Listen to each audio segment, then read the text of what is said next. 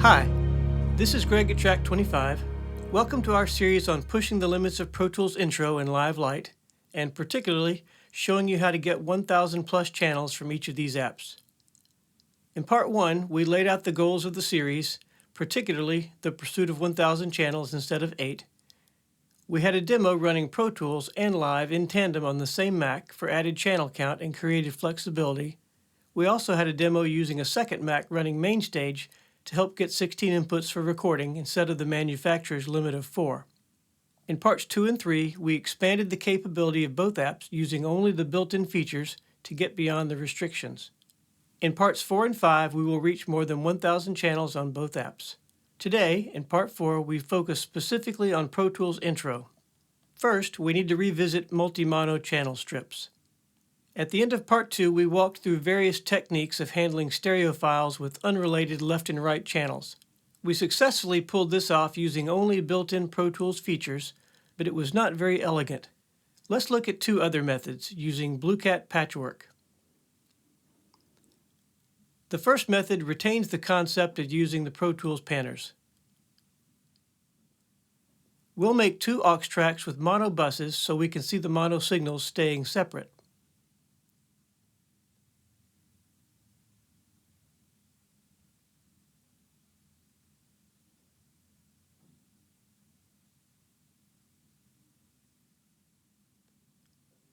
We add an instance of Patchwork.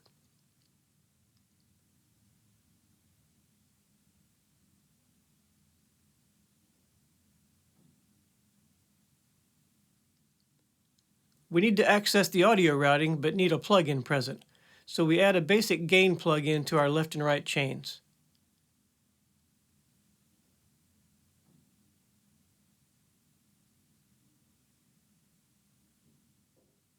Now we can set up the audio routing so that these gain controls only use their respective channels.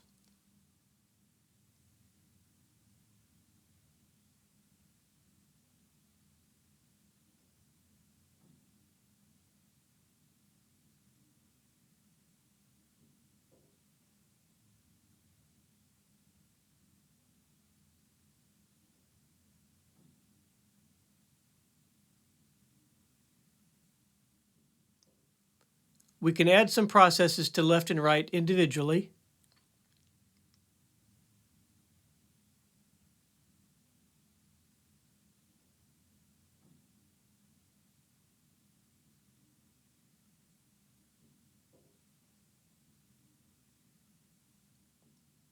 We can see that the channels are still separate after patchwork.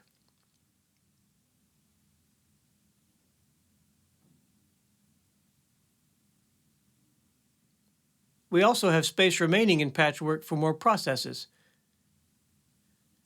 We can rename the gain items so it's easy to tell them apart. One downside to this approach is that AAX plugins are not available inside patchwork, but we can use AU, VST, and VST3 in addition to lots of processes built into patchwork. The second method requires leaving the Pro Tools panners hard left and right, but permits stereo processing within the chains, such as reverbs and chorus plugins. Let's add an instance of Patchwork.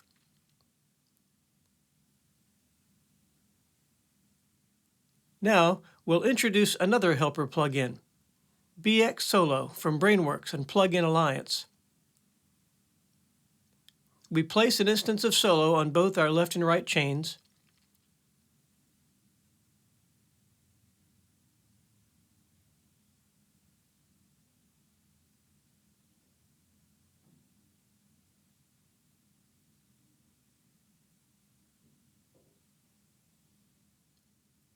Then we simply solo the left channel on the left chain and solo the right channel on the right chain.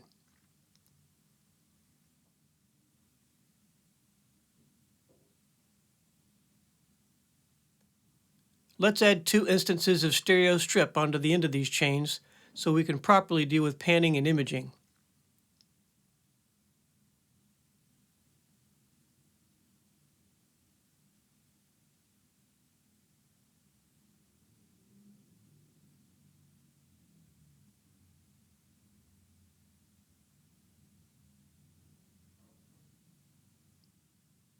As before, we now add some processes to the left and right individually, except this time they're both processed as stereo signals.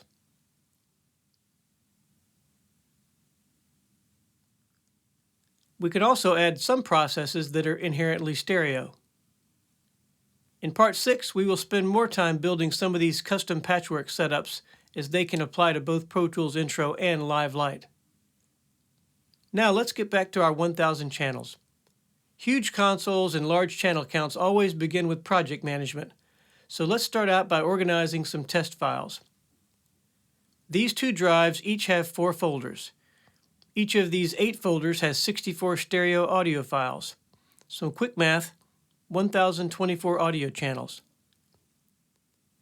We've mentioned patchwork already, but now let's discuss a different aspect of patchwork. As an example, let's start with just a single instrument track and add an instance of patchwork.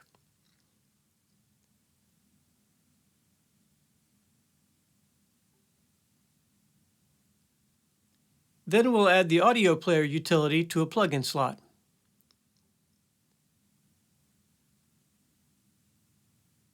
We can choose playback and position and add a stereo audio file. We'll locate to 1 second. Due to a small issue with position pointer, you'll need to start your timeline from something other than 0. Now we can play, and notice that this audio file plays along with our timeline. The audio player has its own progress bar. This is what it looks like with 8 slots loaded, 8 stereo pairs, and 1 channel strip. Before we get too far, let's make a couple of notes on patchwork regarding gain stages. We're using the parallel slots and need to select summing to allow all tracks equal access to the output. The level of these 8 audio players needs to be managed to ensure that the output of patchwork is not too high. We can trim the individual players here unless you managed track volumes while you were creating your tracks.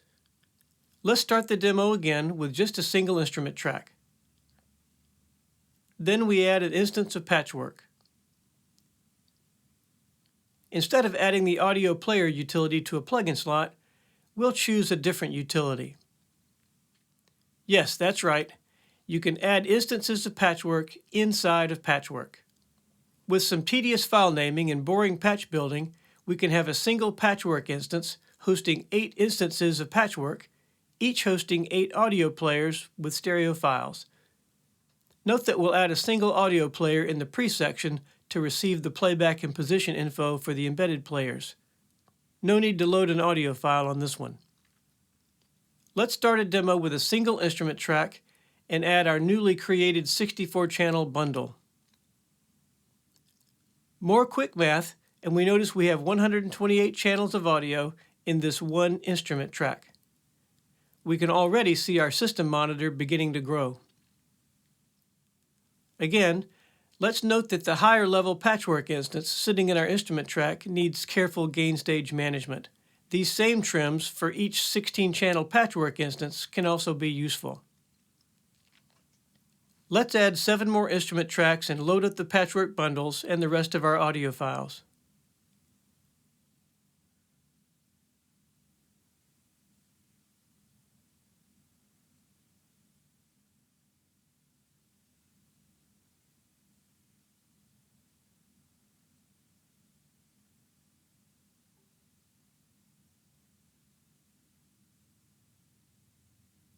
We will also reduce our fader level on the strips.